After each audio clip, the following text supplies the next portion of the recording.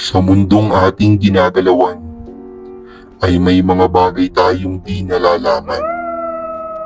Mga bagay na di nakikita ng ating pangkaraniwang mga mata. Kaya halika, sumama ka, makinig sa mga istoryang kababalaghan, buksan ang iyong isipan at humanda sa pagsapit ng takip silim.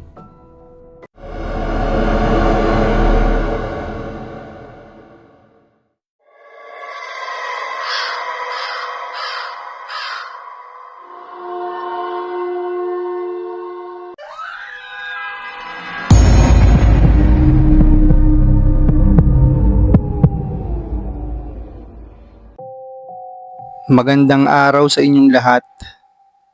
Meron din ba kayong mga rebulto sa bahay?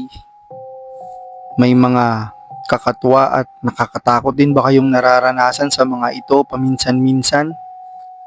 Tunghayan ang ating kwento tungkol sa rebulto sa bahay at sabay-sabay tayong humanda sa pagpasok ng takip silim.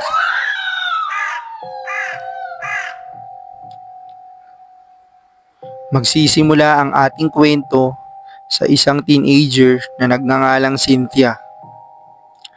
Pangalawang anak si Cynthia ng kanyang mga magulang. Dalawa lang silang magkapatid.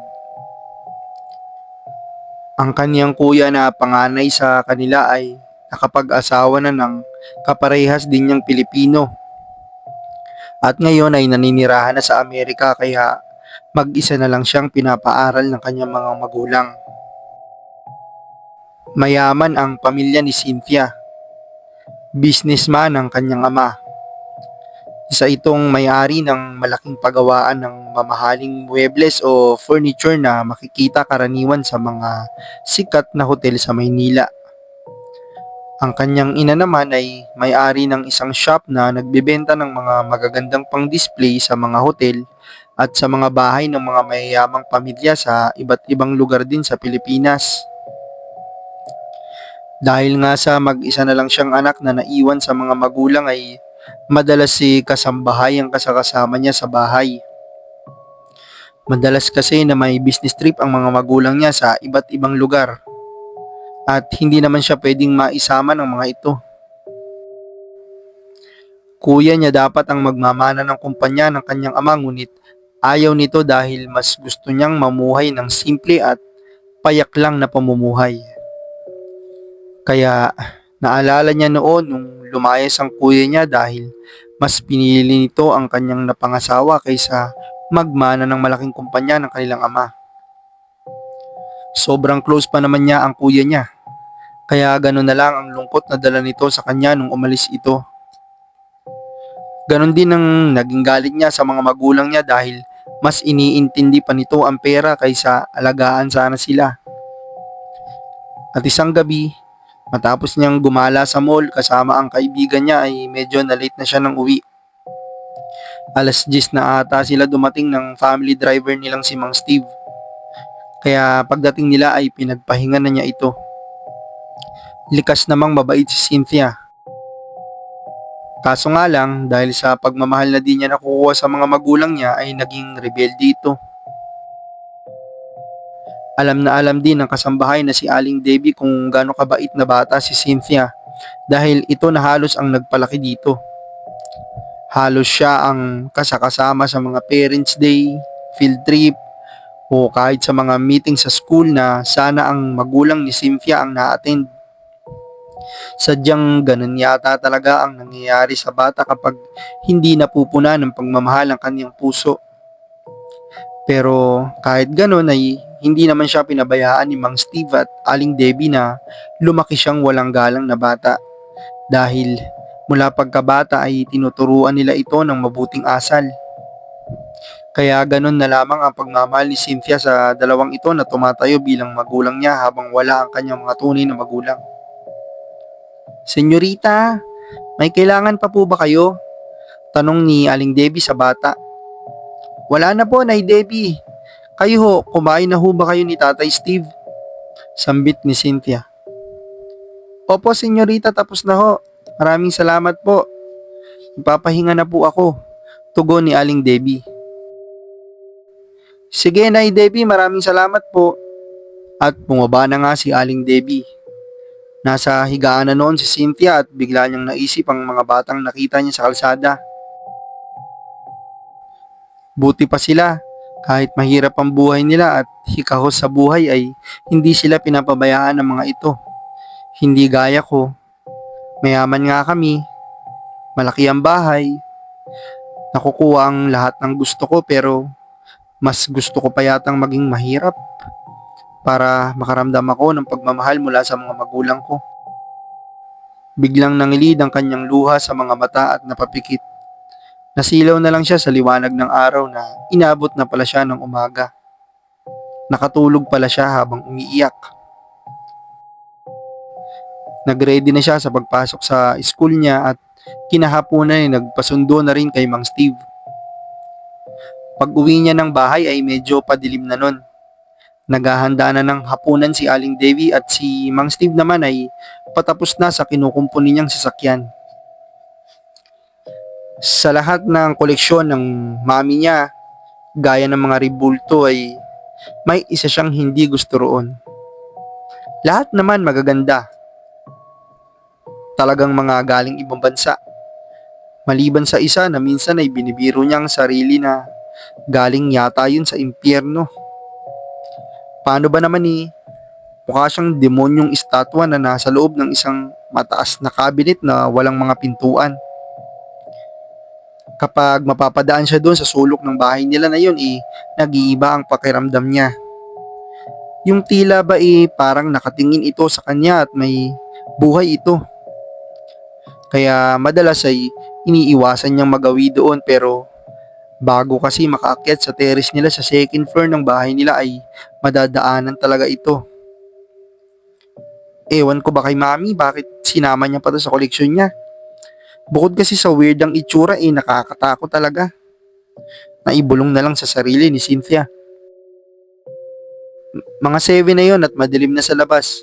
Buwat sa upuan na kinauupuan ni Cynthia sa terrace nila sinabihan siya ni Aling Debbie na nakahanda na ang hapunan. At magsabi lang daw si Cynthia kung kakain na ba ito.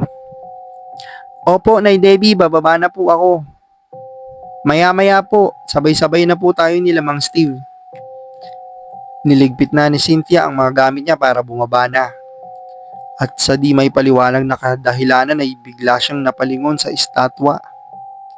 Nanlaki ang mga mata niya nang makitang umiilaw ang mga mata nito. At unti-unti itong lumalabas sa pinaglalagyan nito. Oh my God, sambit ni Cynthia, sabay takbo. Kinuwento niya ito kay Aling Debbie at hindi man gustong takutin ni Aling Debbie si Cynthia ay maski siya ay nakita niya rin ito. Kaya daw kapag nagbubukas daw ito ng ilaw sa taas ay iniiwasan niyang lumingon dito dahil minsan na rin niyang nakita itong gumalaw.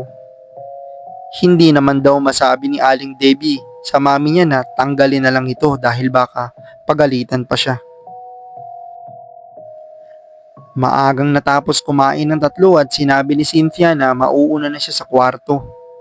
Bigla daw kasing bumigat ang pakiramdam niya. Sabi naman ni Aling Debbie sa kanya na magdasal siya bago matulog. Opo Nay, salamat po, tugon ni Cynthia dito. Nagdasal nga siya at matapos noon natulog na siya. Habang siya natutulog ay nanaginip siyang nandun daw siya sa terrace nila at nakita niyang lumalabas sa cabinet na lagayan ng estatwang mukhang demonyo.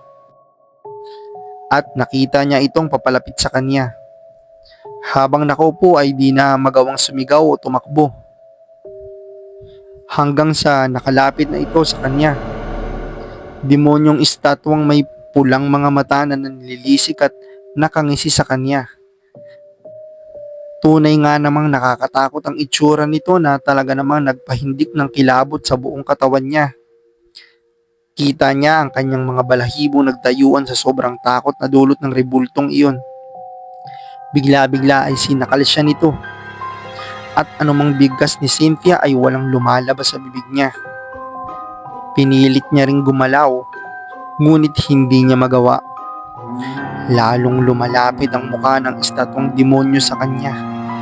At nanginginig na sa takot si Cynthia at nang subukan niyang bigkasin ang salitang "In Jesus name" ay bigla siyang nagising sa yugyog ni Aling Debbie.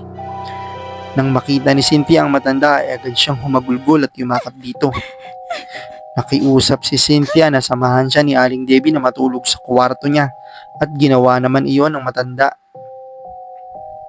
Nabalitaan ng mga magulang niya ang nangyari kay Cynthia at sa nangyaring iyon sa anak ay natauhan sila na napapabayaan na pala nila ito.